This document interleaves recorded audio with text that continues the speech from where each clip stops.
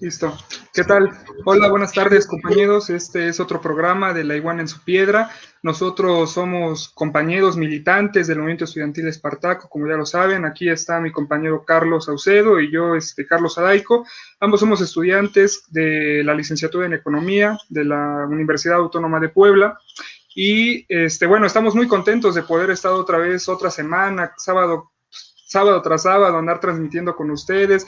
Le agradecemos a Radio AMLO que nos pueda seguir proporcionando este espacio para poder pues compartirles parte de nuestro análisis que hacemos con respecto a lo que pues acontece día a día ahorita en este contexto de la cuarta transformación.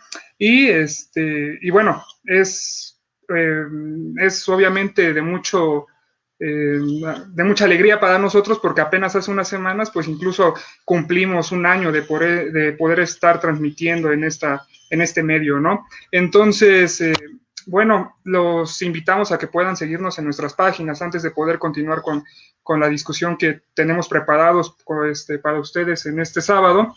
Nuestras páginas de Facebook, Espartaco, Movimiento Estudiantil y La Iguana en su Piedra, y también en YouTube, como La Iguana en su Piedra.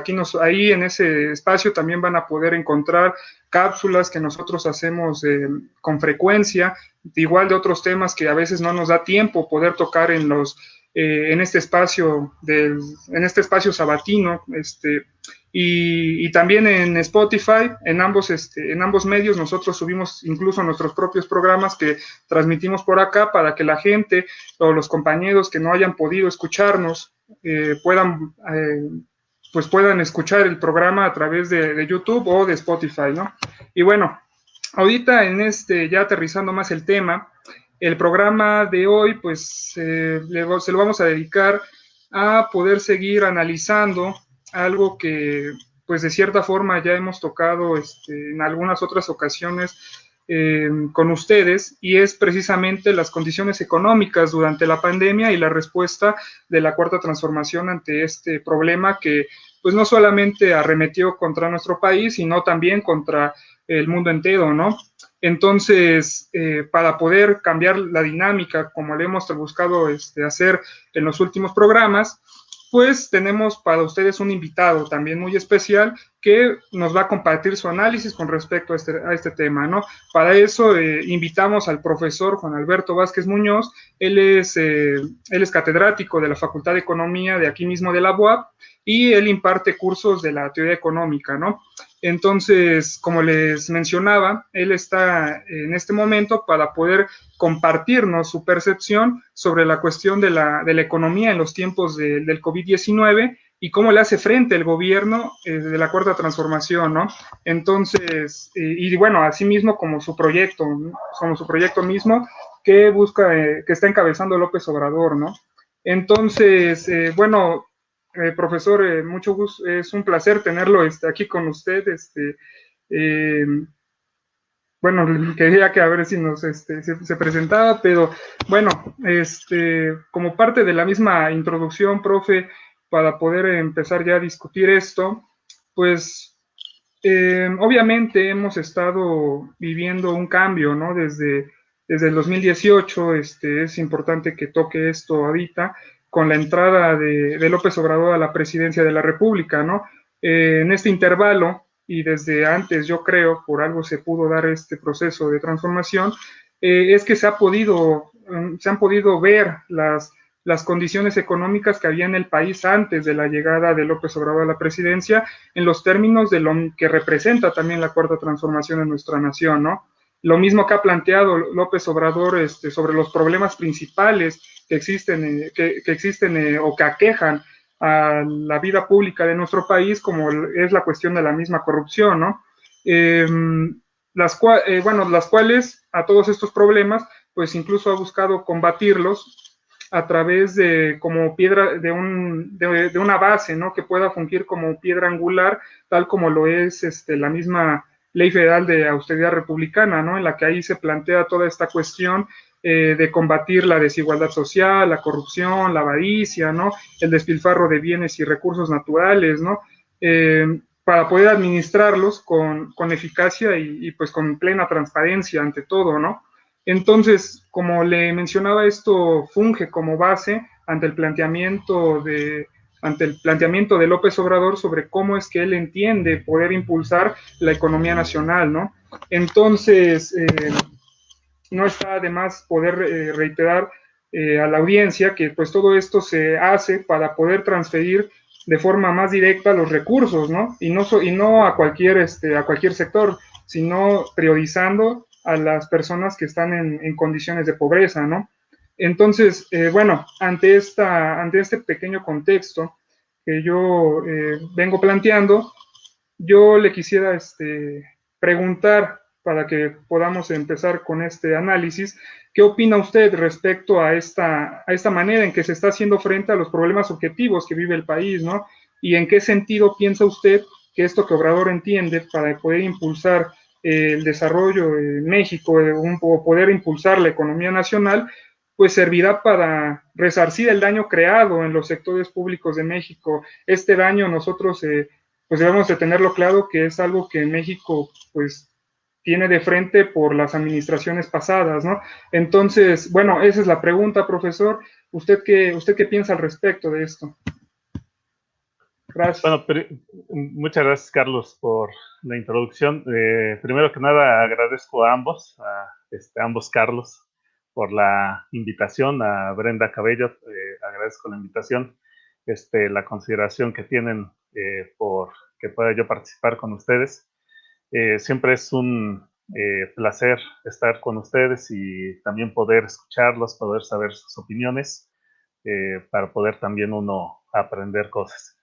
Bueno, primero que nada, eh, sí, comentar que un lastre sumamente fuerte que tiene la economía mexicana desde hace muchos años, pues es el problema de la corrupción, que está vinculado fuertemente precisamente con este Plan Nacional de Austeridad. Una clave fundamental de este plan, pues es precisamente poder hacer frente a todo el problema de corrupción que hubo en nuestro país y que se gestó, como ustedes bien lo comentaron, ya desde hace varios años. Eh, yo creo que indudablemente sería muy difícil que alguien pudiera decir que no había corrupción o que no había que hacer algo contra la corrupción y contra el mal uso de los recursos públicos que se daba en el pasado.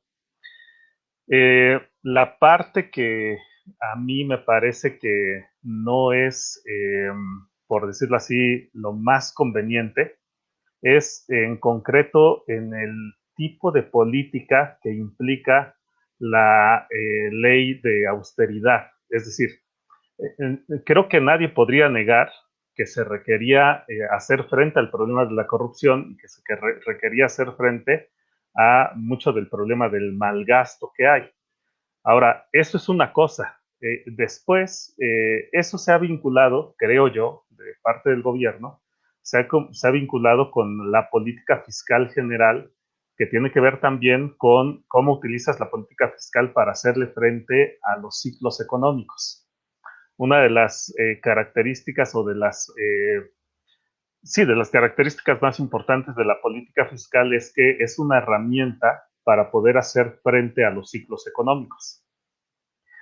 Por ejemplo, ahora mismo estoy haciendo un artículo que tiene que ver con la forma en la cual los países han enfrentado la pandemia, precisamente mediante el uso de la política fiscal.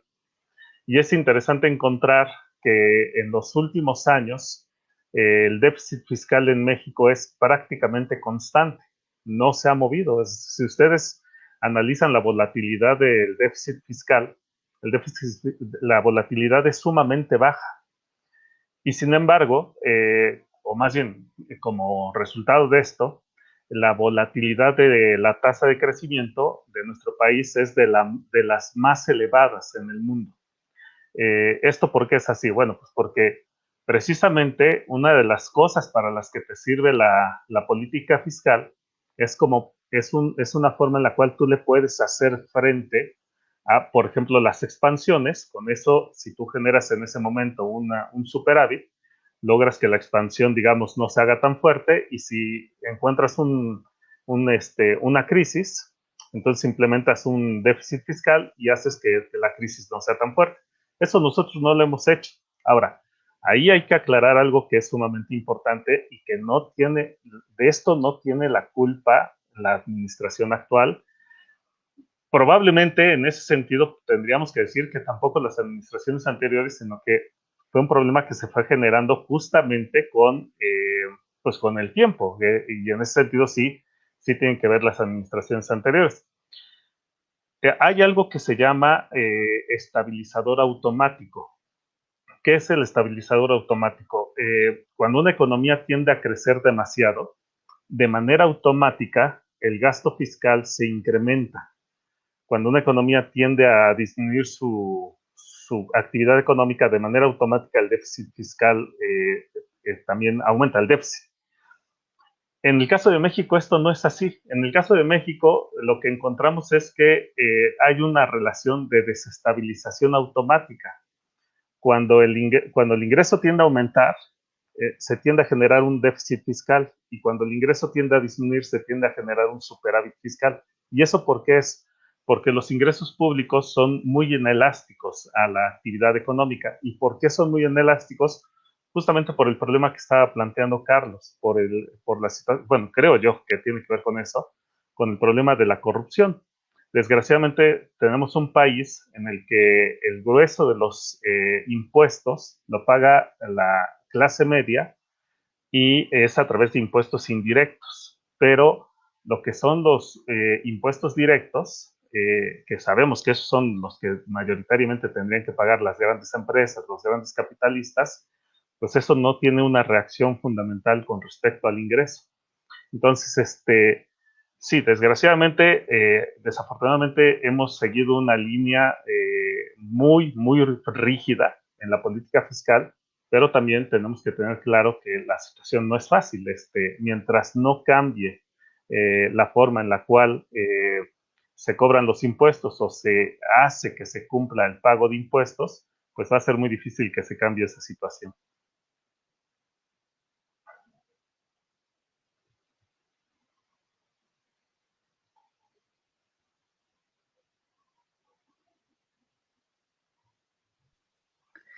Sí, profesor. Bueno, pues antes que nada, nuevamente agradecerle que puede estar usted presente en el programa de radio de La Iguana en su Piedra. De la misma manera, a los compañeros de la universidad y externos a ella que nos están escuchando, les agradecemos que hayan podido sintonizarnos el día de hoy. Y bueno, retomando el tema que usted aborda, profesor, yo pienso que es una cuestión, digamos, importante en términos, sí, de los cambios de la política económica que ha tenido el país a partir de la entrada de López Obrador al poder, ya que, digamos, cambia esa idea en la que el presidente está gobernando al país y está llevando a cabo políticas económicas, las cuales él ha planteado que son distintas, ¿no? Dentro de lo que él había dicho en campaña, por ejemplo, que era la cuestión de frenar un proyecto neoliberal que se había emprendido en México desde ya sexenios atrás, pues Obrador busca ponerles un alto en ese sentido, ¿no? Los cambios que hay dentro de la política fiscal en el país, esa redistribución del ingreso a nivel nacional, es en términos de la austeridad republicana que Obrador ha planteado como una necesidad.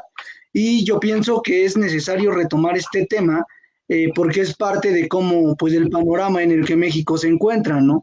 O sea, podemos hablar de sectores del país internos como lo es pues el sector energético, CFE, Pemex, los cuales a partir digamos, de los sexenios prianistas, pues lo que se hizo era darles un ingreso a partir del gobierno federal, y bueno, pasaba por toda una maraña de corrupción para que lo que llegaba precisamente a invertirse o lo que llegaba para sí desarrollar el sector energético en términos de los ingresos era muy poco, porque se iba cada vez desmenuzando más por esa cuestión de la misma corrupción que planteó Obrador, pues buscar precisamente que esto ya no suceda, ¿no?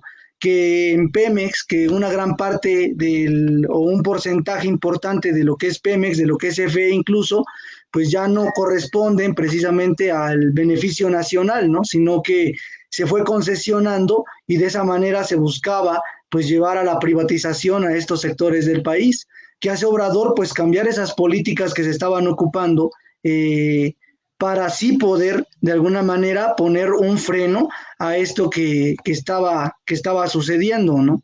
Entonces, en ese sentido, profesor, igual a mí me gustaría preguntarle, eh, hace no mucho tiempo se hizo una campaña por parte de quienes están en contra de López Obrador en términos de los indicadores que a nivel nacional se reflejan, en términos, por ejemplo, del crecimiento del Producto Interno Bruto, que ellos decían que no había crecido como se esperaba en el sexenio de López Obrador, pero podemos ver que a nivel nacional, internamente, sí se nota una modificación en lo que está haciendo el compañero presidente, ya que podemos ver apoyos federales que se están dirigiendo a las personas. Entendemos que dentro de los apoyos hay mucha gente registrada, se toma en cuenta a universitarios para las becas que se están dando, se toma en cuenta a las personas de la tercera edad para poder apoyarlos, y de la misma manera se busca desarrollar las pequeñas y medianas empresas con un programa que implementó el gobierno federal para poder dar una parte del dinero a las personas, me parece 25,000 pesos, para que ellos pudieran desarrollar sus negocios, ¿no? Y se pudieran mantener económicamente. En ese sentido, podemos ver un cambio, ¿no? A nivel nacional en cómo está pasando, a pesar de que dentro de los indicadores, digamos, no se reflejen como muchas veces la derecha esperaría, ¿no? Pero en ese sentido, profesor, la pregunta es, ¿por qué pasa esto? ¿Por qué a nivel nacional podemos ver sí un cambio, pero reflejado en términos internacionales, por ejemplo, en un indicador como lo es el PIB, no se nota o digamos, no tiene esa visibilidad como lo tiene internamente el cambio de mandato con una persona con ideas completamente distintas como lo es Obrador? Bueno, es esto de que se diga que la tasa de crecimiento no está siendo la esperada, que la derecha lo diga, bueno, no sé qué esperaban después de todo lo que hicieron en los sexenios anteriores. Es decir, cuando tú destruyes una economía, es muy fácil después que ya no estás en el poder decir que la economía no está creciendo como lo esperábamos, ¿no?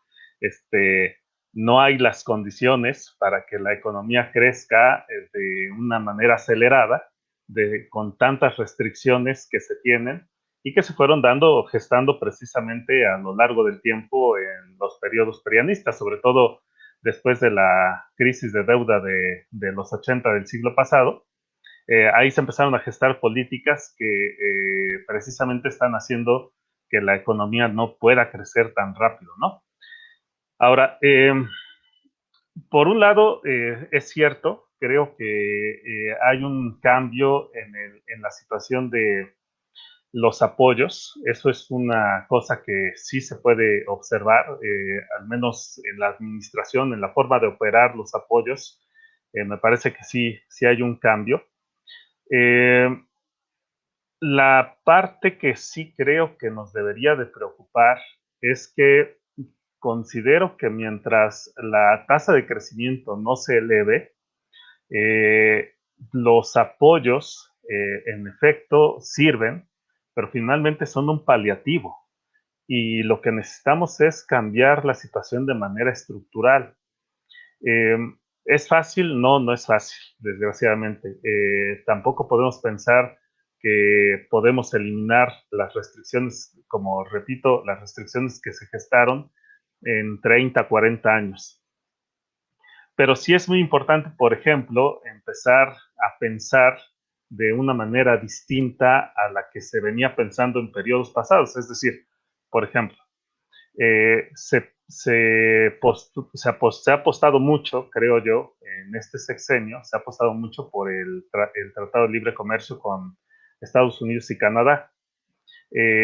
eso pues finalmente es una continuidad del NAFTA, ahora llamado de otra forma, y creo que deberíamos de empezar a entender que lo que este país necesita es generar las condiciones para que haya formación bruta de capital.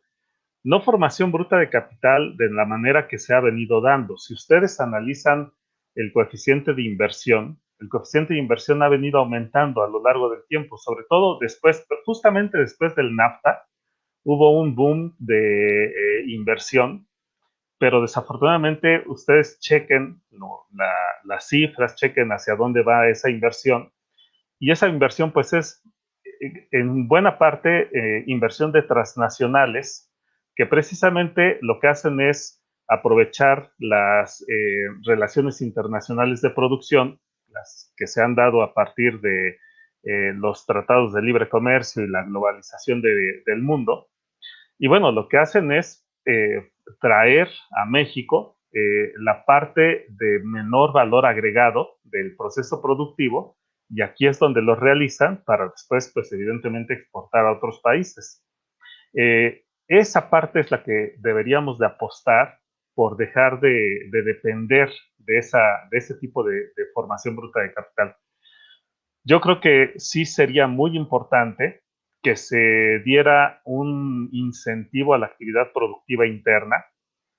Una cosa que ahí, retomando lo que decía Carlos, es cierto, se está dando apoyo a las pequeñas y medianas empresas. Miren, si ustedes observan la cantidad de empleo que generan las pequeñas y medianas empresas, pues no es que sea despreciable, de hecho, al contrario, es una cantidad de empleo fuerte la que generan. El punto, el problema principal es el nivel de productividad y el nivel de sueldos y salarios que se pueden pagar en esas empresas. Justamente si ustedes observan, por ejemplo, lo que sucedió con el aumento del salario mínimo, chequen lo que está pasando con el aumento del salario mínimo. Si ustedes observan los indicadores, el empleo que más ha aumentado a partir de los incrementos del salario mínimo, pues es el empleo precisamente de aquellos que ganan un salario mínimo o menos. Es decir, no está incrementándose el empleo de las grandes empresas, está incrementándose el empleo de las pequeñas empresas. Y donde más se gana, donde más productividad se tiene, es en las grandes empresas. Entonces, vamos, aquí hay que ser cuidadosos. Yo no estoy diciendo que se tenga que favorecer a las grandes empresas en términos, por ejemplo, de darles,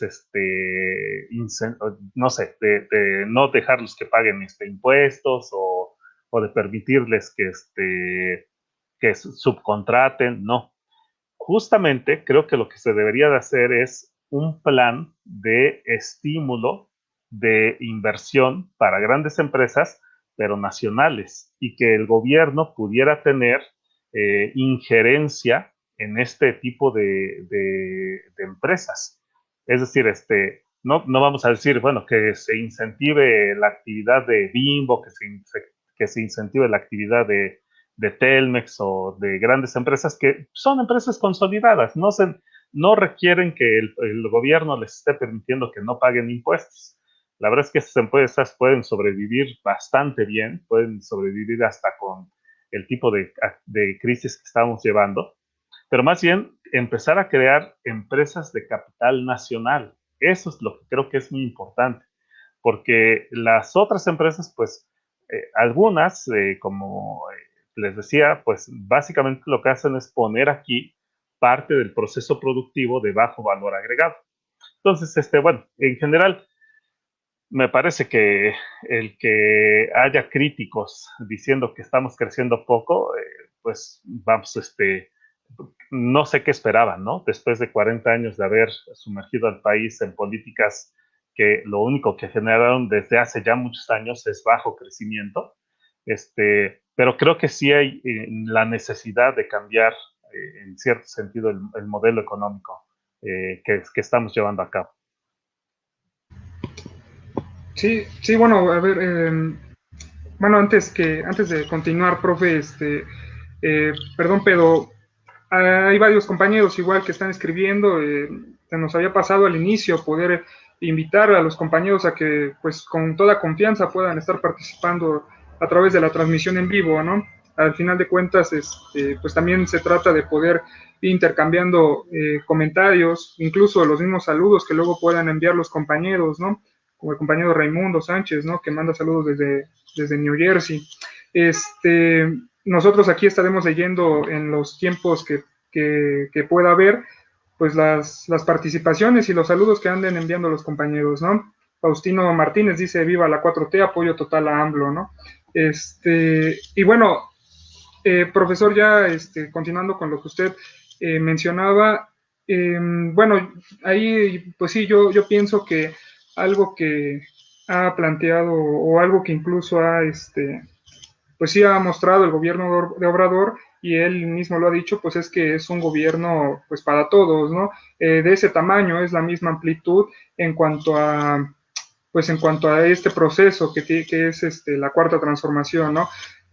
Obviamente es un gobierno tanto para ricos como para pobres, ya de cierta forma puedo ver que eso entra en lo que usted ha mencionado y de cómo es que, pues de cierta forma, las grandes empresas que tanto estaban beneficiadas por las administraciones pasadas, pues también, pues por todas estas políticas, como puede ser el mismo TEMEC o el nuevo Tratado de Libre Comercio, pues es para beneficiar a esos grandes capitales, ¿no? Que desde hace 30, 20 y tantos años, pues se les entregaron los campos, se les entregaron mineras, se les entregaron pues se les fue entregando la misma industria energética y pues hoy en día pueden amasar grandes cantidades de fortuna, ¿no? La cuestión aquí es de la orientación que le da el mismo gobierno de López Obrador, ¿no? Incluso su mismo gobierno ha trabajado con empresas como las de Carlos Slim y dentro de ello pues también busca no solamente pues bueno, vamos a gobernar para todos, pero vamos a priorizar a ese 70% de la población que había sido tan desfavorecida. Usted ya lo mencionaba, ¿no? Es necesario una mejor estructuración, un cambio, un cambio un poquito más radical para que puedan, para que todo esto que hace el gobierno federal y el mismo partido, pues pueda inclinarse por completo hacia estas capas sociales que habían sido tan golpeadas en los últimos años. Y bueno, ahí ya con respecto a esta cuestión, usted mencionaba los mismos programas sociales, ¿no? Que son como un paliativo, son para poder resarcir daños, para poder, dice usted, para poder de cierta forma aminorar toda la carga, aminorar todo el problema con el que viene arrastrando todos estos sectores populares. Y bueno, pues nosotros sabemos que estos mismos programas sociales que el gobierno ha implementado, como los que Carlos ya mencionaba antes, e incluso usted mencionaba algunos, pues surgen para poder hacer frente a esa cuestión, a esa marginación, ¿no? Porque, pues como lo sabemos, hay una gran cantidad de gente que pues había sido olvidada, ¿no? Durante las administraciones pasadas y esa marginación económica pues es muy fuerte, ¿no? En una gran parte de la población pues la vive y en estos momentos pues anteponemos bueno, que atravesamos condiciones muy concretas dadas por la misma pandemia, pues incluso el mismo trabajo, el mismo papel que juegan instituciones como el mismo instituto para devolverle al pueblo lo robado, pues juega un papel muy importante, ¿no? Porque incluso ahí en esa cuestión, pues los recursos que se ocupan, pues han sido para la construcción de infraestructura, ¿no? Ahorita por la misma pandemia se han destinado para el sector salud, de ahí sale también para los mismos programas sociales que aún en estas cuestiones, para poder resarcir los daños de las administraciones pasadas, pues no han parado durante la pandemia, ¿no? La gente ha podido seguir recibiendo todos estos programas de los que son beneficiarios y pues ahí hay una cuestión pues muy importante en esto, ¿no? Así que en ese contexto donde el gobierno obviamente busca hacer frente a toda esa degradación, a toda esa desigualdad social por medio de este tipo de apoyos y programas, que son una parte de todo esto para poder entregar el beneficio directamente al pueblo. Otra pregunta que a mí se me ocurre ahorita en este momento, pues sería esa cuestión de cuál es la misma importancia, ¿no? O sea, usted decía que es un paliativo, pero de alguna manera esto pues hace posible que la misma economía de la población pues resienta lo menos posible el golpe que le dio pues la pandemia a nuestro país, ¿no? Carlos mencionaba los apoyos del banco y las tandas del bienestar, los apoyos a los hijos de las madres trabajadoras, ¿no? Los bancos de semillas, Sembrando Vida, los apoyos a pescadores, ¿no? Las mismas, apoyos de bienestar a adultos mayores, las pensiones, los programas para becarios, ¿no? Las mismas universidades que se fueron construyendo en lugares donde, pues, donde los servicios más básicos, pues, ni siquiera llegaban, ¿no? Entonces, ¿usted qué piensa más en específico acerca de pues de estas acciones que se vienen implementando desde antes de la pandemia y que no pararon, aún aún con la llegada de y que ya vamos para un año, ¿no? Sin duda, Carlos, los apoyos a los sectores más desfavorecidos son sumamente importantes y en ese sentido creo que como, si no me recuerdo, creo Carlos, perdón, son dos Carlos, Carlos Araico había ya comentado, eh, una de las cuestiones más importantes pues es el cambio en la administración, ¿no? En cómo se otorga el recurso. Eso es sumamente importante y vamos, creo que una de las cosas más positivas que ha hecho el gobierno pues es mantener ese tipo de apoyos y bueno, además no solamente mantenerlos, crearlos, ¿no? Crear diversos apoyos a la gente más desfavorecida. Creo que eso es evidente que sirve y sirve de mucho. Yo lo que planteaba, Carlos, es que ese es un recurso que muy seguramente, vamos, no es que alguna vez se va a tener que dejar de dar. Como sabemos, el capitalismo crea desigualdad y siempre precisamente una de las características de la política pública pues es precisamente tratar de aminorar las desigualdades a través de los apoyos. Pero lo que decía Carlos es que mientras nuestra tasa de crecimiento sea tan baja, vamos a depender mucho de ese tipo de apoyos. Y justamente al no tener los ingresos públicos necesarios por la baja actividad económica y por el hecho de que en realidad no somos un país en el que los grandes capitalistas paguen lo que deben de pagar, pues entonces se vuelve un problema, ¿no? Porque tenemos escasez de recursos públicos y tenemos que hacer frente a apoyar a los sectores más desfavorecidos, que eso es una necesidad, o sea, no es algo que si se quiere vamos, hay gobiernos que seguramente podrían decir, pues lo dejamos de hacer y ya, pero sabemos que en el capitalismo siempre va a haber desigualdad, siempre va a haber sectores desfavorecidos, y es evidente que siempre se tendrá la necesidad de otorgar esos recursos. A eso me refiero con el sentido de decir que es finalmente un paliativo. Si nosotros logramos que haya mayor actividad económica, finalmente la parte del sector menos favorecido, proporcionalmente hablando, pues evidentemente se va a hacer más pequeño y tendremos más recursos adicionales para poder de todos modos dar recursos a estos sectores. Eso sin duda es algo que se tiene que hacer y creo que mal llamadamente se le ha llamado a AMLO que es un gobierno populista. Yo creo que eso no tiene nada de populista. Es una necesidad de cualquier país capitalista. En ese sentido, Suecia sería un país sumamente populista. Si nosotros observamos todos los apoyos que le dan a las personas más desfavorecidas y a las personas en general, porque, repito, y eso lo sabemos como economistas, el capitalismo genera desigualdad. Eso es un hecho concreto. Entonces, a partir precisamente de los apoyos públicos, se tiene que reducir esa desigualdad.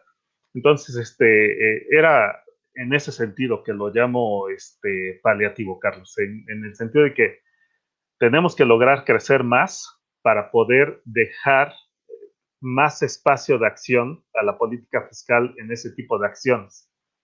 Sin duda que apoyar, por ejemplo, con 25,000 pesos, seguramente que para mucha gente eso va a ser muy importante. Pero si nosotros nos ponemos a pensar en, por ejemplo, qué tipo de actividad económica puedes empezar con 25,000 pesos, difícilmente podemos pensar en una actividad económica sustentable. Repito, no estoy diciendo que no esté bien, sino que si logramos crecer más rápido, podríamos generar un mayor apoyo para ese tipo de actividades. Ahora, lo que es un hecho concreto, y qué bueno que Carlos Araico lo mencionó, pues la pandemia es un factor exógeno que desgraciadamente vino a afectar esta administración. ¿Qué hubiera pasado si no hubiera habido la pandemia? Pues evidentemente no lo vamos a poder contestar, pero de que la pandemia está generando que esta administración, su resultado en términos de crecimiento sea más bajo del esperado, pues eso es un hecho concreto. Y en una situación como la que estamos viviendo, es difícil pensar que se puedan incrementar sustancialmente los apoyos, ¿no? Pero justamente, otra vez, eso nos lleva a pensar en la necesidad de generar instrumentos que nos permitan crecer más rápido.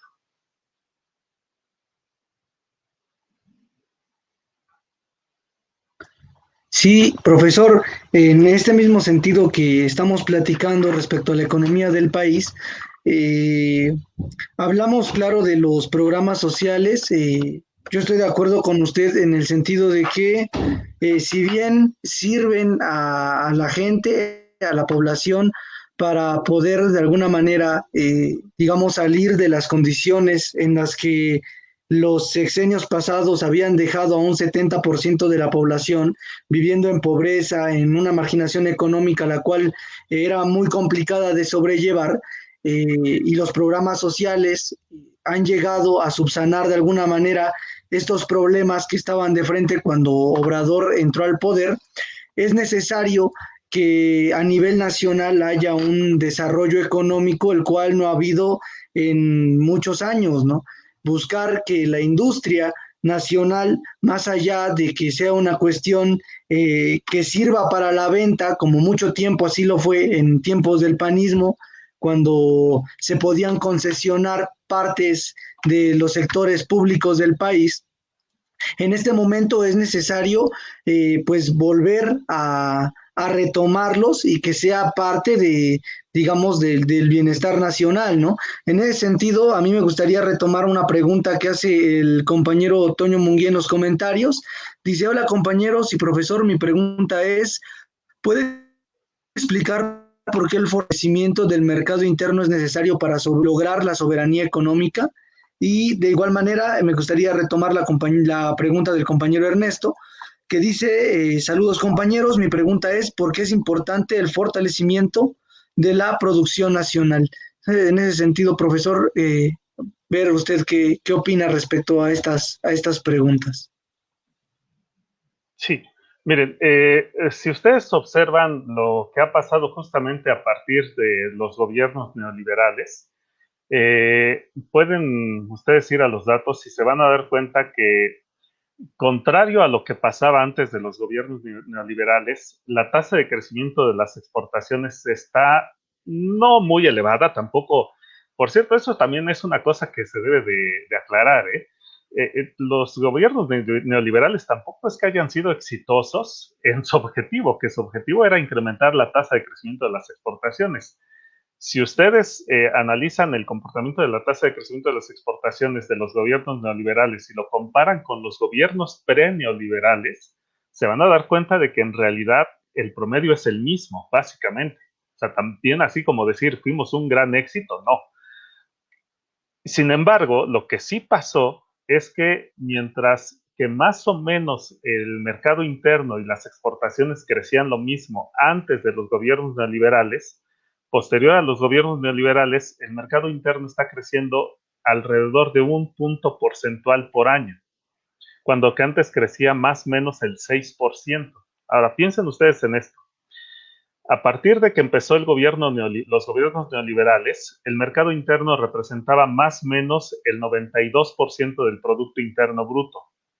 Es decir, se benefició a actividades productivas que representaban el 8% del Producto Interno Bruto y se desfavoreció a actividades productivas que representaban el 92% del Producto Interno Bruto. No es extraño que durante todos estos 40 años el Producto Interno Bruto ahora se compone más o menos de 1/3 de las exportaciones y 2/3 del mercado interno. Sin embargo, precisamente eso a lo que ha llevado es que el grueso de la actividad económica, que es el mercado interno, esté completamente deprimido y por eso es que también no tenemos actividad económica en general, es decir, en el Producto Interno Bruto en general. Ahora, ¿por qué es importante desarrollar el mercado interno? Porque justamente por eso que acabo de decir, el 67% de las actividades económicas de nuestro país no son actividades de exportación, son actividades de mercado interno. Por eso es que lo tenemos que desarrollar y favorecer, porque eso es lo que fundamentalmente le da vida a nuestro país, vida económica. Fíjense ustedes que cuando estaba escribiendo mi tesis de doctoral, estaba yo muy interesado justamente en saber qué fundamentaba la búsqueda de los mercados externos para los países. Y contrariamente, creo yo, contrariamente a lo que muchas veces se piensa, hay una cita en Adam Smith, en La riqueza de las naciones, donde Adam Smith dice, lo primero que tienes que hacer como país es desarrollar tu mercado interno. ¿Por qué? Pues porque precisamente pues es tu país, es decir, primero desarrollas tu mercado interno. Ese mismo desarrollo, él creía mucho en la endogeneidad de la productividad. Entonces decía, tú generas tu mercado interno, se genera productividad endógena y ahora sí puedes competir con el extranjero. Y esa es otra cosa muy importante. Nosotros, cuando nos abrimos al comercio internacional, si bien nuestro mercado interno estaba creciendo más o menos lo mismo que las exportaciones, en realidad teníamos una muy buena parte de nuestro mercado olvidado, justamente lo que dijo Carlos Saucedo. No es que antes no hubiera pobreza, ni mucho menos, al contrario, somos un país que típicamente ha tenido un grueso de población muy grande de pobres. Y en ese sentido teníamos, digamos, un nicho de mercado muy amplio. Nuestra productividad tampoco es que fuera muy elevada. Y justamente en ese momento nos abrimos al mercado internacional cuando nuestra productividad agregada no era tan elevada. Evidentemente, pues, ¿qué es lo que pasa? Que nos abrimos al comercio internacional y nos tenemos que especializar en las actividades productivas de menos productividad. Ese es el problema que tenemos, que estamos dependiendo del extranjero, pero en actividades de baja productividad. Si se dan cuenta, las actividades, las inversiones de las multinacionales que han venido, que son de alta productividad, son las menos, es el menor porcentaje. Entonces, por eso es muy importante que se cree un mercado interno. Porque de hecho, una vez que creemos un mercado interno y una vez que generemos una mayor productividad, ahora sí tendremos la capacidad de competir con el extranjero. Pero repito, fundamentalmente hay adicional a eso, creo yo, hay una situación que es la fundamental. ¿Cuál es la situación? Que el 67% de las actividades económicas no son de exportación. Por ejemplo, me voy a poner en este ejemplo, los profesores, no solamente universitarios, sino también de primaria, secundaria, todos este ramo, pues somos una actividad económica que no es de exportación. Entonces, así, el 67% de la actividad económica del país no es de exportación. Entonces, ¿por qué favorecer al 33% a costa del 67%? Vamos, alguien podría decir, bueno, por eficiencia. Pues no, ni por eficiencia, porque por eficiencia hemos favorecido en realidad a un sector que tampoco es que sea altamente eficiente, es sumamente improductivo en términos de la productividad, ¿cierto? O sea, no en términos de que no haga nada, sino en términos de la productividad es un sector realmente de baja productividad. Piensen ustedes en que a partir del NAFTA, de hecho, se desarrolló fuertemente en México la industria maquiladora. Y eso nos ha llevado también a problemas sociales muy fuertes. Piensen ustedes en todo lo que pasó con la maquiladora que se instaló en el norte de nuestro país, todos los problemas sociales a los que conllevó al atraer, sobre todo, mano de obra femenina, que fue a vivir a esa región para poder trabajar en la maquiladora. Y bueno, sabemos de todos los problemas que después se generaron, ¿no? Entonces, cosas positivas, la verdad es que nos ha dejado muy poco abrirnos al comercio internacional y creo que es por eso importante fortalecer el mercado interno antes. Ok, sí, profe. Bueno, a ver, sí, coincido en una buena medida de lo que menciona. Quisiera rescatar pues una parte de lo que va mencionando hacia el final de ahorita de su participación, porque pues toca la cuestión de lo que a lo que se le ha dado más prioridad en cuanto a la producción nacional del mismo mercado interno, pero el papel que han jugado también empresas extranjeras, cuál es la relación misma que que los mismos empresarios, tanto nacionales como extranjeros, pues entablan aquí en el país, ¿no? Usted mencionaba el caso en concreto, por ejemplo, de las maquiladoras, ¿no? Es de todos conocido el hecho de quiénes son los que o las que trabajan en ese tipo de industria, bajo qué condiciones, y que bajo todas esas bueno, pues que bajo todas esas condiciones en las que en las que se desarrolla una empresa o la industria, pues hay pues mucha miseria también de por medio, ¿no? Y ante eso yo quisiera tocar la cuestión de la responsabilidad misma que tienen también las empresas dentro de esto, ¿no? ¿A qué le quiero atinar con esta cuestión? Usted ya mencionaba anteriormente lo de los impuestos y los contribuyentes, por ejemplo, ¿no? Y eso es algo que en México pues también hemos resentido muchísimo, ¿no? Porque los impuestos, lo que les corresponde a los grandes contribuyentes, por así decirlo, que son los grandes empresarios, los grandes capitalistas que manejan pues gran parte de la industria en México, pues en realidad se han hecho de la vista gorda al momento de poder cumplir con sus responsabilidades fiscales.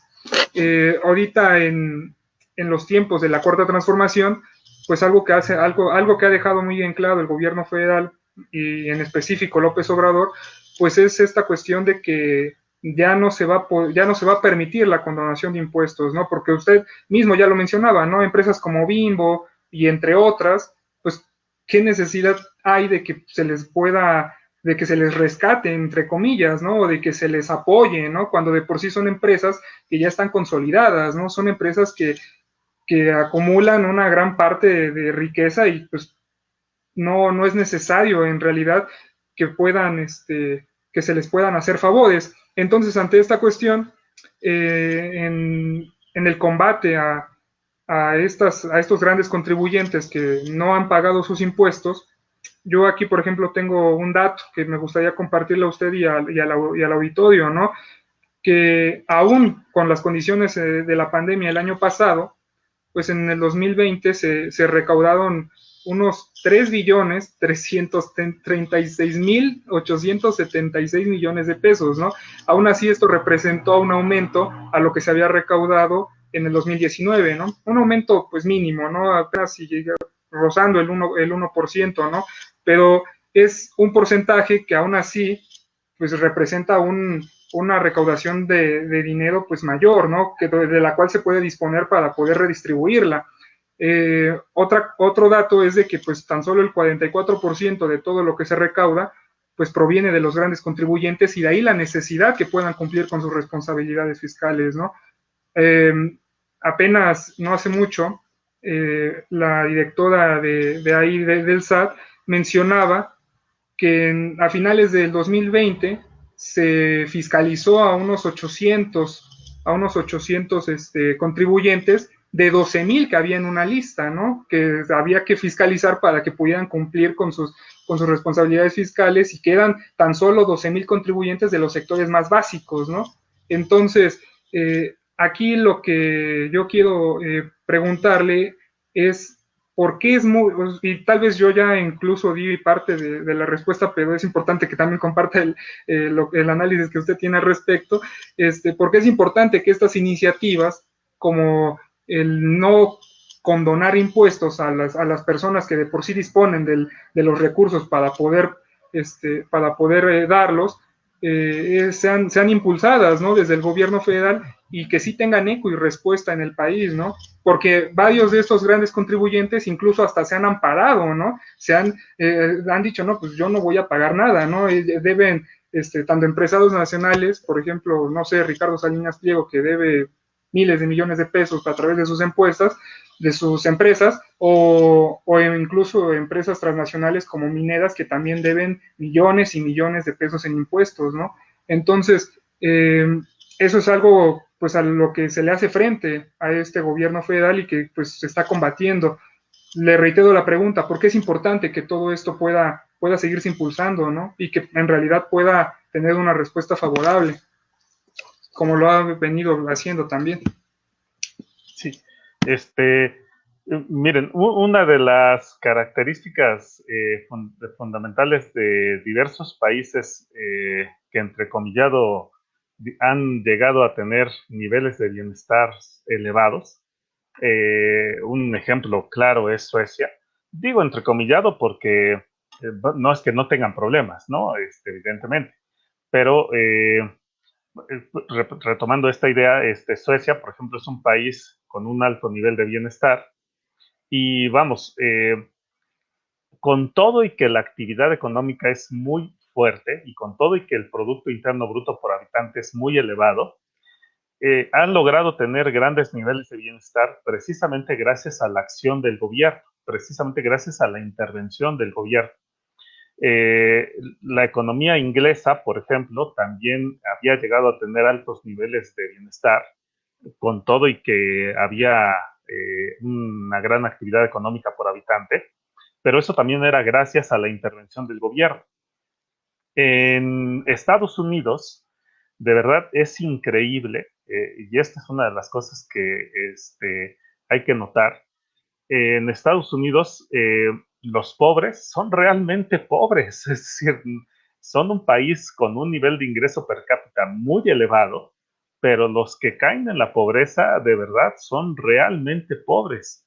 ¿Por qué? Porque en cambio ahí, a diferencia de Suecia, el gobierno se ha alejado precisamente de los apoyos hacia la gente. En muchos aspectos, en otros aspectos no, pero en muchos aspectos ahí lo ha dejado de hacer. Ahora, evidentemente, ¿cómo es que estos gobiernos, por ejemplo los suecos, cómo es que logran apoyar a su población? Pues precisamente redistribuyendo. ¿Y cómo se da cuál es la mejor forma de redistribuir en un país? Justamente a través de los impuestos. Generas impuestos para los más ricos y con eso redistribuyes hacia los sectores menos favorecidos. Y justamente es por eso muy importante lo que planteas, Carlos. Si en un país tú quieres reducir la desigualdad solo, exclusivamente a través de incrementos salariales mínimos o a través de programas sociales, eso lo tienes que acompañar forzosamente de un incremento del pago de los impuestos por parte de los más ricos. Es la única forma. Como decíamos, el capitalismo de suyo genera desigualdad. Si tú te olvidas del gobierno y permites que el capitalismo funcione, lo que vas a tener es una cantidad muy pequeña de ricos y vas a tener una cantidad muy grande de pobres. Entonces, evidentemente, ¿ahí qué tiene que hacer? Entrar el gobierno, extraer recursos de los ricos para precisamente las necesidades del resto de la población, y también para poder generar toda la infraestructura social de la cual requiere el funcionamiento de un país. Pero vamos, en concreto, es la forma en la cual puedes redistribuir los ingresos. Entonces, eso que planteas, Carlos, pues es evidente que es muy importante. Aquí, este esfuerzo que está haciendo el gobierno actual para que las empresas grandes dejen de, más bien para que empiecen a pagar, pues creo que es de lo más relevante, de las cosas más relevantes que está haciendo, porque sin duda la única forma en la cual puede cambiarse las cosas es utilizando recursos. Mientras nuestro gobierno no tenga recursos, pues evidentemente no va a poder cambiar las cosas.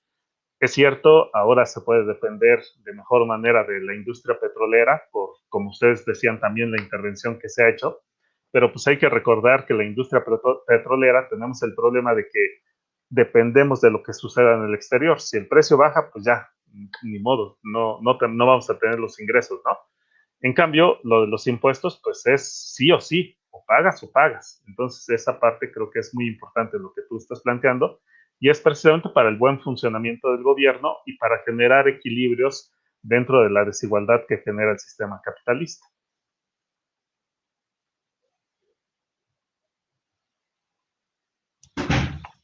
Sí, profesor. Nada más para comentarles a usted, a las personas que nos están escuchando el día de hoy, nosotros transmitimos este programa de radio por dos medios, ambos de Radio AMLO. Estamos transmitiendo a partir de la página de Facebook, Radio AMLO, y a su vez nosotros transmitimos por la página de radioamlo.org. En estos momentos nos vamos a despedir de la página de radioamlo.org con los compañeros que nos escuchan a través de un medio más similar a lo que es la radio. Pues no nos pueden ver, pero están sintonizándonos a partir del internet. Nos despedimos de ellos ya que a las 6 hay una programación distinta, pero los invitamos a que puedan pasarse con nosotros al Facebook de Radio AMLO para continuar con el profesor Juan Alberto Vázquez, que nos está acompañando el día de hoy. Permítanme desconectarme.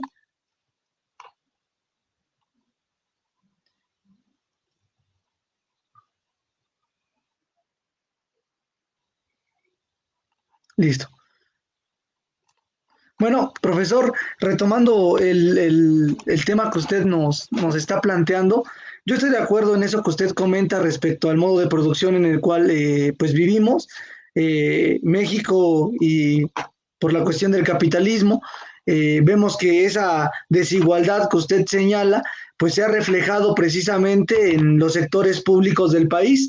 Los derechos que a lo largo de la historia se han podido ir ganando en favor de una clase, pues claro que los capitalistas han buscado ir de alguna manera pues disminuyendo esos derechos para poder volverlos servicios, ¿no? Para poder volverlos algo que la gente tiene que comprar.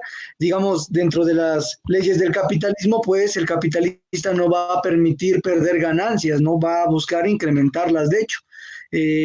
Aunque de sí eso implique pues no respetar los derechos de los propios trabajadores, ¿no?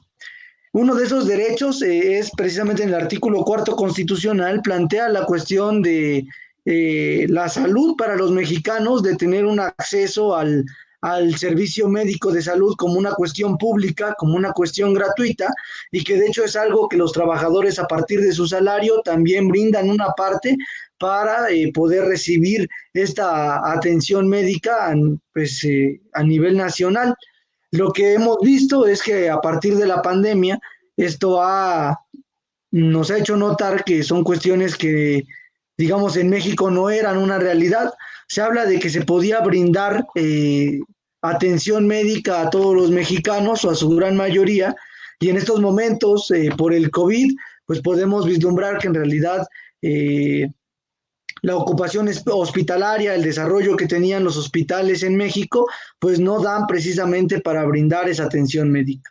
Digamos, lo relaciono con el tema ya que pues precisamente son los grandes capitalistas los que han buscado por medio de la corrupción y valiéndose de ella, con sexenios pasados, pues poder ir desmantelando este sector público también, así como lo hicieron con CFE, así como lo hicieron con Pemex. Vieron una entrada más en el sector salud, y lo que hacían, por ejemplo, era generar negocios con farmacéuticas, las cuales permitían que solo entraran farmacéuticas amigas de ciertos directivos de los hospitales para que de ellas pues se pudieran casi casi que vender los medicamentos a las personas o dejar en la quiebra a la farmacia del hospital para que fuera la gente a comprarla, porque era una cuestión necesaria, ¿no? En ese sentido, pues claro que se vive esa parte del proceso de privatización de un sector tan importante como lo es el sector salud. Y mi pregunta ya va más focalizada al tema que veníamos tratando, al tema de hoy respecto a la economía de México que está enfrentando con la cuestión de la pandemia. Fue a partir, por ejemplo, del programa del Instituto para devolverle al pueblo lo robado, que una parte de esos ingresos que estaban regresando al país, pues se fueron directamente a desarrollar a los hospitales que se encontraban pues en estados muy precarios. Los impuestos que se estuvieron retomando nuevamente, que se estuvieron cobrando, los cuales se condonaron por mucho tiempo, en estos momentos, pues se dirigen completamente al desarrollo del sector salud por la necesidad que vivimos actualmente.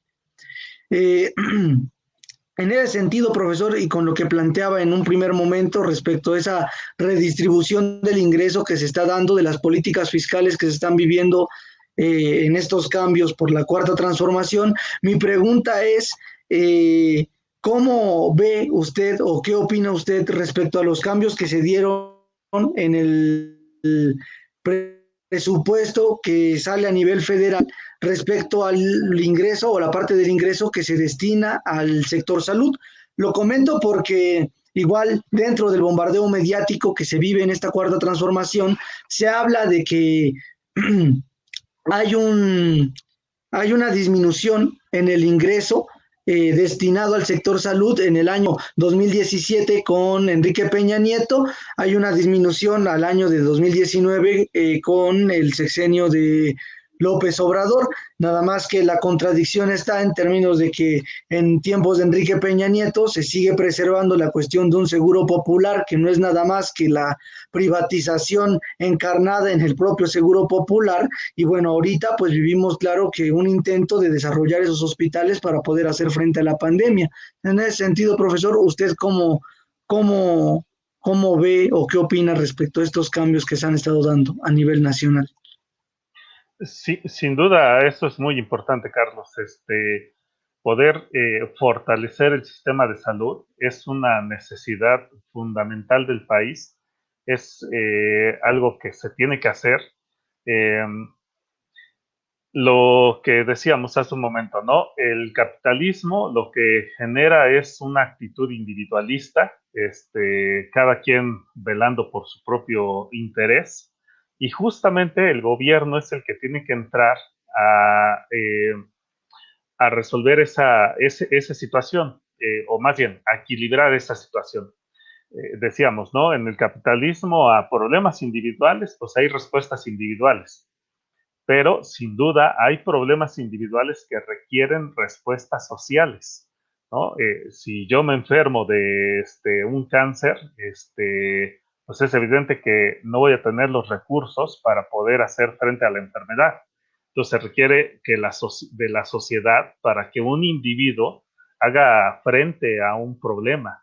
Y este es un ejemplo, pero cualquier individuo que tenga un problema, pues no va a tener los recursos necesarios en muchas ocasiones para hacer frente a ese problema de salud. Entonces, la idea del sistema de seguridad social, pues es una idea fundamental de tener un buen sistema de seguridad social que haga precisamente frente a todas estas dificultades que pueden enfrentar las personas.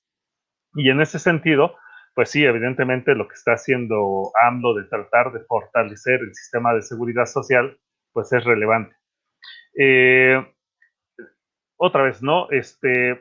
Desafortunadamente es una situación, creo yo, normal. Vamos, no normal porque así deba de ser, sino creo que es normal porque desgraciadamente así es este país. Los que dicen que el sistema de seguridad social debería de funcionar mejor, pues son los mismos que lo desmantelaron en los últimos 40 años. Este sistema de seguridad social quizá no era el perfecto, pero hace mucho tiempo, y de hecho en sus inicios cuando lo crearon, pues era el ejemplo del sistema de seguridad social de América Latina. Lo que pasa es que después pues lo fueron desmantelando hasta prácticamente destruirlo. Entonces, es otra vez, volvemos al problema, ¿no? Es querer que en este momento funcione bien un sistema de seguridad social que se había ido desmantelando poco a poco. Bueno, poco a poco es un decir, pero más bien se había ido desmantelando durante los últimos 40 años. Entonces, es imposible que ahora pensemos que el sistema de seguridad social le puede hacer frente a la pandemia. Pero justamente la pandemia nos enseña que más allá de eso que les decía, de que a un problema individual se requiere una respuesta social, más allá de eso, por eso es relevante tener un sistema de seguridad social fuerte. Miren, un sistema de seguridad social fuerte nos conviene a todos, nos conviene a los trabajadores y les conviene a los capitalistas. ¿Qué está pasando con las empresas hoy día? ¿Por qué están teniendo tantos problemas? Pues porque, claro, es lógico, el gobierno dice, no, pues tenemos que impedir que la gente vaya a trabajar. ¿Y por qué tenemos que impedir que la gente vaya a trabajar? Pues porque si no, esto se va a volver un problema social catastrófico con el potencial de contagio que se tiene. En cambio, hay países, por ejemplo, Corea del Sur, no estoy diciendo que no haya problema en Corea del Sur, pero tienen un sistema social más fuerte, más sólido, y las cuarentenas han sido, digamos, más espaciadas. ¿Tienen problemas de contagio? Pues sí, no es que allá, porque tienen un sistema de seguridad social, el contagio sea distinto al que hay acá. No, es evidente que es el mismo tipo de contagio, pero la respuesta que puede dar el sistema de salud es más fuerte que la que podemos dar aquí. Evidentemente, eso le conviene hasta a los empresarios. Los empresarios deberían de entender que tener un sistema de salud que favorezca el trato, la atención al grueso de la población, pues justamente en este tipo de circunstancias que estamos viviendo hoy día, aminoraría parte de sus problemas que están viviendo hoy. Entonces, sí, es importante resolver ese problema y otra vez volvemos también a este punto, ¿no? ¿Qué se requiere? Pues recursos. Se requiere de recursos públicos que se pueden dar precisamente haciendo que los empresarios paguen y generando mayor crecimiento económico para que a su vez se generen mayores recursos públicos independientemente de los cambios en las actitudes de los contribuyentes. De acuerdo, profe, muy de acuerdo. Ya que estamos tocando estos temas con respecto al sector salud y lo que han hecho las administraciones pasadas con este sector público importante, y bueno, no solamente con ello, ¿no? Porque usted ya lo dice, o sea, en el mismo sistema en el que vivimos, pues es propio de que pues, todo lo que va a generar, todo lo que me puede generar una ganancia a mí como empresario, como patrón, pues lo voy a privatizar, ¿no? Claro que lo voy a limitar su acceso para que se tenga que pagar pues para que se tenga que pagar por poder acceder a ejercer ese derecho que pues constitucionalmente es humano y universal, ¿no? Pero tergiversado y obviamente ya llevado a la realidad, pues como dice Carlos, usted ya lo decía, pues no es así. Usted ya lo explicaba con respecto al sector salud, nosotros mismos como partícipes activos de una institución pública, pues podemos ver que en la educación pues también se ve así. También hay un limitado acceso a quienes pueden ejercer su derecho a la educación, pero bueno, volviendo al tema del sector salud, toda esta privatización, todo este desmantelamiento, todo este robo al que se sometió al sector salud, pues obviamente dejó en etapas muy precarias, como ya lo decía Carlos, a todo este modelo para que el gobierno pudiese hacer frente de una mejor forma todavía a la pandemia. con respecto, por ejemplo, a que se tuvo que destinar cierto ingreso para poder hacer lo que no se hizo en las administraciones pasadas. Y aún así, de cierta forma, pues yo pienso que esto condicionó en algún sentido, pues la misma adquisición de las vacunas, ¿no? Para el país, ¿no? Por la misma carencia de la tecnología para poder preservarlas o para poder, pues muchas de ellas algunas de ellas necesitan una refrigeración específica, estar bajo una refrigeración específica, la cual pues México pues tiene muy limitada, ¿no? Entonces, está esta cuestión, ¿no? Aún así, el gobierno federal, pues nosotros lo hemos podido ver, actuó de una forma, pues yo sí le voy a ocupar el adjetivo, pues eficiente al momento de poder hacer contratos, de poder buscar un catálogo pues muy amplio de las vacunas que hay en el mercado, para poder adquirirlas, ¿no? Obviamente la misma producción de estas vacunas es limitada, no podemos negar que existe un acaparamiento de las vacunas por parte de los países ricos, de los países industrializados. Habíamos discutido en un programa anterior que incluso Canadá ya tiene, pues va a comprar más vacunas más vacunas que a la población que tiene, ¿no? O sea, un sobrante mayor a lo que podría vacunar en su población, pero pues aún así existe ese acaparamiento, ¿no? Dejando obviamente limitados a los países pobres, ¿no? México está dentro de esos países, ¿no? Otros países de América Latina, países del continente asiático, ni se diga también de los países, de los pueblos africanos, y aún así el gobierno federal pues tuvo una iniciativa para poder pues para ya tener un plan de vacunación e incluso también poder tener listas, tener contratos para poder adquirir vacunas, ¿no? Y aún así, yo quiero agregar todavía otro tema a esto, la cuestión de la deuda, ¿no? Usted ya decía, ¿no? Ha habido un robo con respecto a los sectores públicos. Y aún así, de una forma pues muy grotesca, se ocupaba el discurso engañoso de que para poder impulsar más el desarrollo de estos sectores, pues habría que recurrir a una deuda, ¿no? A poder pedir prestado a los organismos internacionales, ¿no? Y es algo que el mismo gobierno federal pues también ha dejado muy en claro que a eso no se va a recurrir, ¿no? Que eso aún en estas condiciones por la pandemia, pues a eso no se va a llegar, ¿no? Y es cierto, o sea, el gobierno ha podido hacer frente de alguna forma a esta, pues con lo poco que tiene a la pandemia, y aún así adquirir las vacunas, o bueno, pues ya tener los contratos listos para que puedan llegar en unos meses, ¿no? Y incluso ya tener vacunado al personal de salud y empezar ya en este mes con los adultos mayores, ¿no? Todo esto sin tener que recurrir a ampliar la deuda externa, ¿no? A recurrir a esos organismos como el Fondo Monetario Internacional, como el Banco Mundial, que pues sabemos que te prestan y hay muchas condicionantes de por medio, ¿no? Entonces, en este planteamiento, en esta lógica de no incrementar la deuda y hacer frente a la pandemia con con los recursos con los que cuenta el gobierno federal, yo quiero preguntarle a usted cómo ve usted esta respuesta que ha tenido el gobierno ante estos problemas y también cuál es la importancia que usted ve, que usted percibe con este hecho de no tener que recurrir a aumentar la deuda, aún en las condiciones en las que vivimos actualmente con la pandemia del COVID-19. Sí, nada más un poquito antes que sí quisiera comentar algo relacionado con lo que acabas de decir, Carlos.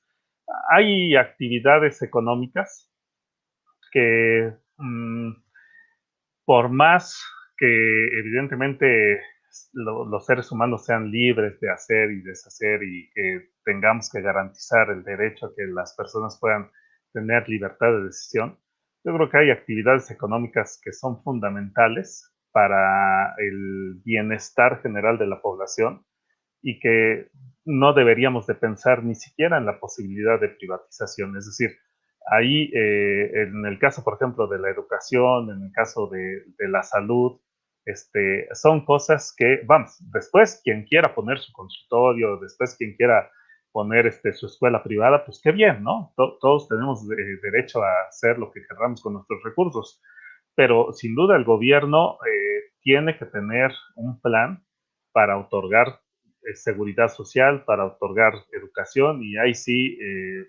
eso fue algo que se fue desechando en los gobiernos neoliberales anteriores. Ahora, esas actividades, Carlos, la verdad es que funcionaban bastante bien. Por ejemplo, perdón por salirme del sector, pero, por ejemplo, Pemex es un sector que funciona bastante bien. O sea, no es que Pemex sea una industria ineficiente. Lo que uno puede ver en los datos es que Pemex funciona bastante bien como industria, como empresa, perdón. Después que el problema sea cómo lo manejan, después la rentabilidad, cómo la manejan, cómo se hacía la extracción de los recursos. Bueno, eso ya es otra cosa distinta. Eso lo digo, Carlos, porque uno de los argumentos que se dio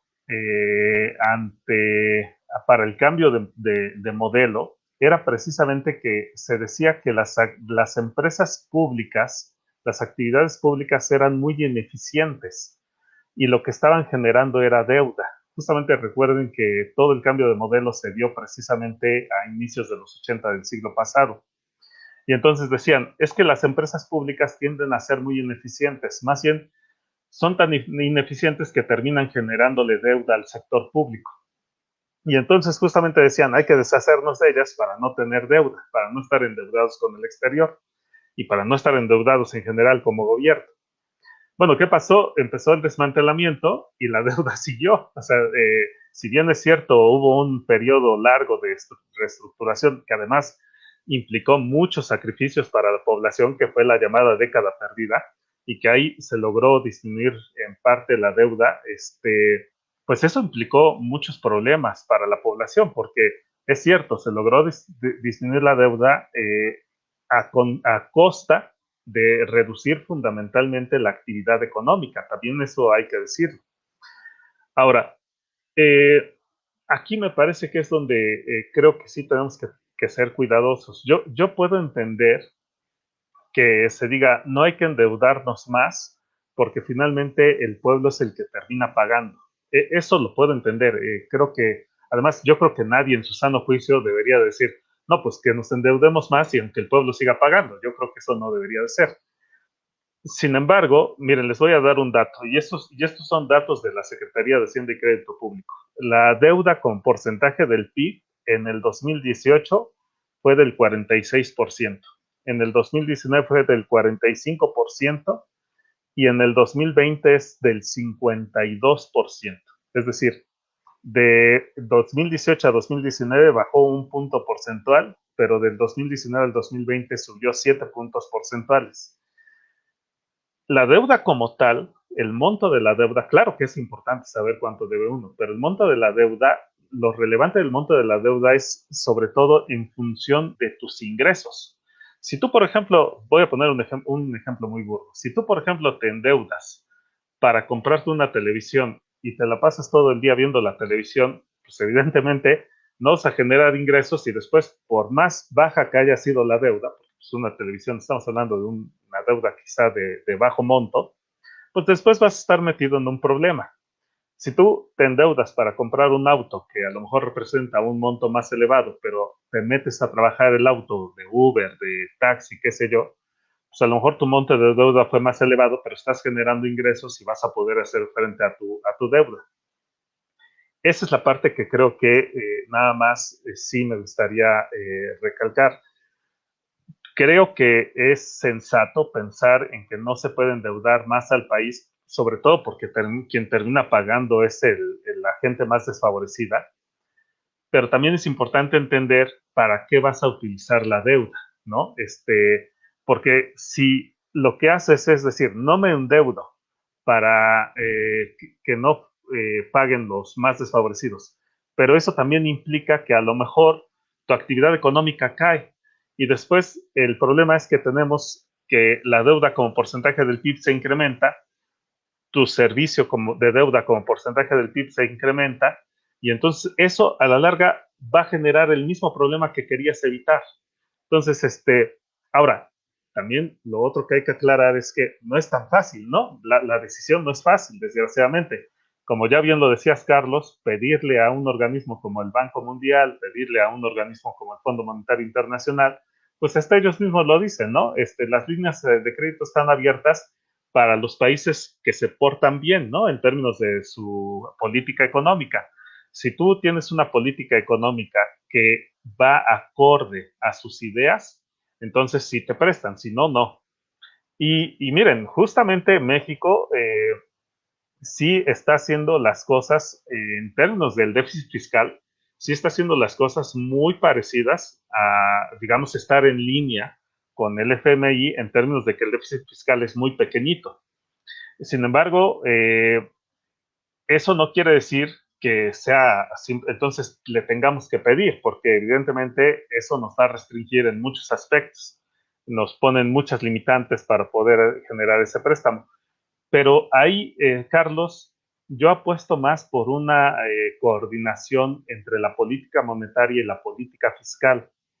El Banco de México podría monetizar la deuda del gobierno y no necesariamente tendrías que pedir a recursos a organismos internacionales.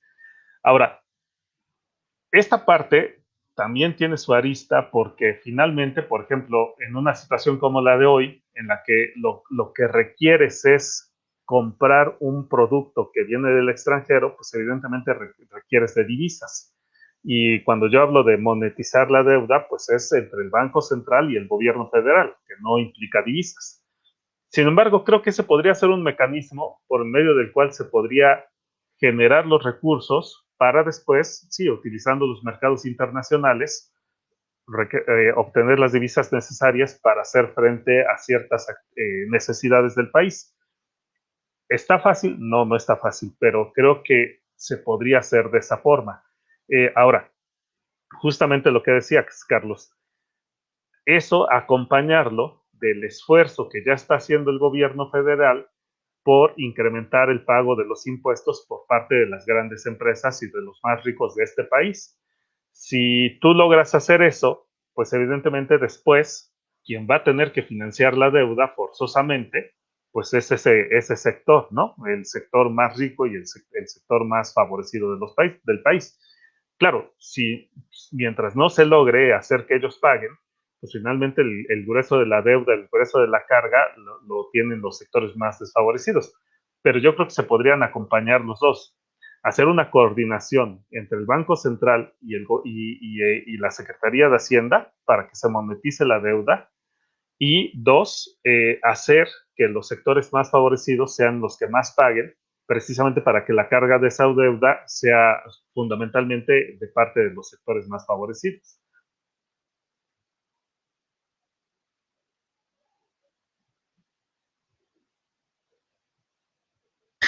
Sí, profesor. Bueno, para poder ir concluyendo el programa que ya se alargó un poco más de lo que habitualmente programas, pero el tema es sin duda muy importante de seguir analizando. eh, y pues claro que con las opiniones del profesor Juan Alberto Vázquez, pues se hace un poco más extenso, pues la discusión es eso, muy amplia por analizar cómo se encuentra la economía del país, sobre todo en un contexto tan particular como lo es la cuestión de la pandemia, ¿no? Nada más para poder agregar un poco eso que planteaba el compañero Araico, por ejemplo, en esos términos de la deuda, que sí es una cuestión muy complicada, ¿no? Por ejemplo, saliéndonos un poco de México, pues lo que ha pasado en Brasil a partir del inicio de la pandemia es que buscan eso que el Banco Mundial y el Fondo Monetario Internacional lo ven como una ayuda humanitaria, que en realidad es un préstamo de 230.980 millones de reales, que representan algo así como 45.000 millones de dólares. Eh, pues lo que hace precisamente es que la deuda que ya tenían respecto al Producto Interno Bruto de Brasil de 2019, que era del 75.8%, para un año más adelante, pase al 90.7% su deuda, ¿no? Y entonces se encuentra en condiciones pues muy complicadas Brasil, ya que digamos, las políticas que está empleando Jair Bolsonaro han sido pues muy negligentes frente a lo que está pasando con la pandemia. Hay un número de muertos en Brasil y una pandemia que de plano, si a nivel mundial no se ha podido controlar, en Brasil está aún más descontrolada. Los trabajos que se pueden, digamos, hacer en ese país, pues quedan completamente limitados por la cuestión de la pandemia y pues toda una paranoia por parte de las personas frente al contexto que vive Brasil y eso es un hecho, ¿no? O sea, retomando lo que dice el profe Alberto Vázquez, ¿no? En realidad la deuda sirvió simplemente para que en un momento pudiera paliar un poco lo que estaba pasando en Brasil, pero no buscó con esa deuda poder buscar activar económicamente al país, sino más bien mantenerlo como estaba y dejar que la pandemia siguiera su curso hasta llegar a este punto donde pues la deuda sigue creciendo y el país se encuentra en condiciones económicas pues muy complicadas, ¿no? En ese sentido, pues lo que está haciendo el compañero López Obrador, pues tiene, digamos, podemos entender por qué el razonamiento es ese de buscar que la deuda pues siga aumentando como lo había hecho en años pasados, entendiendo que hay un contexto a nivel mundial donde los países en Latinoamérica pues claro que siguen acrecentando su deuda y se encuentran en una problemática muy grande en estos momentos porque pues eh, el Banco Mundial, el Fondo Monetario Internacional, pues no perdonan la deuda, de hecho hasta implementan impuestos que deben de pagar los países más adelante y si no, pues se les castiga con recursos naturales como pasó en Chile con sus mineras, ¿no? Entonces, sí es pues una cuestión muy complicada, pero solo era para retomar un poco lo que estábamos platicando. Y bueno, pues ya para poder concluir el programa, profesor, pues queríamos preguntarle que en este contexto, con todo esto que ya hemos estado platicando y retomando la pregunta de la compañera Brenda, dice, ¿cuál es la perspectiva de la economía mexicana después de la pandemia? ¿Qué nos esperamos después de la pandemia, profesor, para poder ir concluyendo y cuál es pues la conclusión de este análisis que usted tiene, profesor? Sí, nada, muy rápidamente, Carlos, decir que ahí hay ocasiones que deberíamos, creo yo, de pensar la situación de una forma alternativa, ¿no? Es decir, deuda no, yo creo que deuda no con ciertos organismos. Ahora, la deuda de suyo per se, creo que en ciertas ocasiones no es inadecuada. Les decía, creo que es importante, por ejemplo, indagar esa posibilidad, ¿no? De la monetización de la deuda con el Banco Central. Ahora sí, estas hermanitas de la caridad que son el FMI y el Banco Mundial, es preferible nunca tratar de acercarse a esos organismos, ¿no? Porque ya hemos visto, hemos vivido en carne propia lo que es acercarnos a esos organismos. Ahora, ¿qué perspectivas se tienen? Bueno, miren, yo creo que una de las cosas que es muy importante es poder fortalecer, como decía ya, el mercado interno, fortalecer la formación bruta de capital. Aquí también me gustaría aclarar una cosa. Yo creo que en efecto en este país ha habido gente favorecida, pero también esto es algo que debemos de observar. Los capitalistas, pues no es que sean unos y ya, o sea, y que esos sean ellos hayan sido los favorecidos. Los capitalistas se componen de una población y muchos de ellos fueron favorecidos, sí, sobre todo quienes fueron favorecidos en los gobiernos neoliberales. Los capitalistas de las transnacionales y los capitalistas más fuertes del país fueron favorecidos. Pero después, un buen número de capitalistas nacionales fueron desfavorecidos y digamos, el sector capitalista como tal, eh, yo creo que se ha hecho más pequeño, precisamente porque no tenemos una industria nacional. Eh, y entonces creo que lo que es importante es que se empiecen a generar las condiciones para crear formación bruta de capital que permita que haya mayor actividad económica de alta productividad en nuestro país.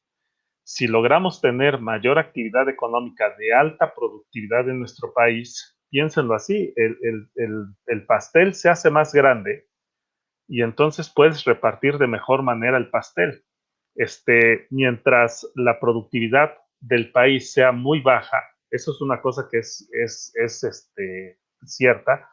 Si ustedes analizan los datos, durante el periodo neoliberal la productividad laboral ha sido muy baja, sumamente baja, lo cual también, vean, es que esas son de las cosas de verdad contradictorias, ¿no? El neoliberalismo se supone que lo que hace es promover la productividad y lo que ha hecho en nuestro país es promover la improductividad. ¿Por qué? Pues porque precisamente lo que hizo fue barrer con la parte productiva nacional y hacer que nuestro país se acoplara a las relaciones internacionales de producción, en la cual lo que hacemos es hacer la parte menos productiva. Entonces, creo que lo que se debe de hacer es tratar de generar una industria nacional y para eso se requiere mucho el apoyo del gobierno federal y creo que en ese sentido se pueden tener expectativas positivas si el gobierno federal logra hacer este cambio que ya planteaban ustedes. Creo que eso es fundamental. Poder hacer que los más favorecidos, las empresas más grandes, paguen impuestos, porque eso le va a dar margen de acción al gobierno. En este momento es como si el gobierno lo quisiéramos poner a trabajar con centavos. O sea, obviamente estoy exagerando, pero pues, es evidente que así no tiene margen de acción. Si logra hacer que haya ingresos públicos, pues evidentemente que tendrá más margen de acción para hacer un plan nacional de desarrollo que implique una industrialización del país y en general mayor actividad económica del país. Así es, profesor. Bueno, pues nada más para poder ir concluyendo respecto a la participación del profesor Juan Alberto Vázquez. Bueno, comentar precisamente que esa cuestión, pues que usted comenta respecto a que el grupo de los capitalistas cada vez se hace más pequeño, pues de hecho sigue siendo una necesidad del propio capitalismo, ¿no? Seguir centralizando las ganancias en menos manos para que pues sigan siendo menos los que preserven esas ganancias, ¿no? Mientras eso que usted comentaba, pues sean más la gente que esté pues afuera para poder trabajar para esos capitalistas, ¿no? De hecho, el neoliberalismo lo que hace con la cuestión del libre mercado es, o de la libre competencia, pues es poner a competir, por ejemplo, empresas bien grandotas como Monsanto con industrias pequeñitas aquí a nivel nacional, pues que lo que hicieron fue de plano devorarlas, ¿no? Para no permitir que éstas pues siguieran creciendo, ¿no? Coincidimos en que hay una necesidad de que se desarrolle la industria a nivel nacional y que más allá de que sea con capitalistas nacionales, pues que sean precisamente del país y que favorezcan a los sectores públicos para que sea la gente quien resulte beneficiada, ¿no? Profesor, le agradecemos mucho la participación en este programa. De igual manera, le reiteramos que este espacio es un espacio pues abierto para la comunidad universitaria y para la gente en general. Y pues bueno, sabe que continuaremos trabajando en las coincidencias que podamos seguir teniendo en términos de la universidad y a nivel nacional. Le agradecemos muchísimo su participación, profesor, y le agradecemos a la gente que nos escuchó más del tiempo que habitualmente nos escucha, pero pues la invitación está abierta para que esta discusión se pueda continuar, profesor, porque son temas que, claro, que deben de analizarse y la universidad, nosotros como universitarios, usted como catedrático de la universidad, pues deben servir para dar un aporte a la sociedad, a la gente, y qué mejor manera que hacerlo, pues compartiendo lo que uno piensa y lo que sabe gracias a la misma universidad. Profesor, le agradecemos mucho su participación y le agradecemos mucho a la gente que nos estuvo escuchando. Si ya no hay comentarios finales, o si hay algún comentario más bien final, profesor. Bueno, agradecerles, Carlos, a ambos, Carlos, a Brenda por la invitación, a ustedes por la hospitalidad. De verdad que siempre es muy grato poder hablar de las ideas y felicitarlos porque de verdad que creo que es algo que es sumamente importante que los estudiantes de las universidades públicas se organicen para poder debatir acerca de los problemas que existen en la realidad en nuestro contexto. En ese sentido, de verdad que vaya una felicitación lo más amplia a todo el grupo Espartaco. Y bueno, ojalá y esto sea algo que se contagie, ¿no? La población estudiantil. Yo estoy de verdad convencido de que los estudiantes de la Facultad de Economía de la UAP son estudiantes muy activos. Recientemente también me invitaron a una charla otro compañero. Entonces, vamos, eso lo digo porque encuentro que hay mucho entusiasmo, ¿no? Y de verdad que en el caso de ustedes, pues vaya la felicitación. Y bueno, pues también igual saben que estamos abiertos a participar, a colaborar, y porque pues siempre es importante debatir acerca de los problemas que existen en nuestro país. Muchas gracias por la invitación. Gracias, profe. Saludos a todos. Le agradecemos, profesor, y gracias a usted. Reiteramos de igual manera que pues hay que continuar precisamente por la democratización tanto de la universidad como del país, y en ese mismo sentido pues hay que seguir trabajando en colaboración y pues en la organización estudiantil, que claro que hay que seguir fomentando. Entonces, muchas gracias, profesor, muchas gracias a la gente que nos escuchó. Pues bueno, nos despedimos. Este fue un programa más de La Iguana en su Piedra. Muchas gracias. Gracias a todos. Que estén bien.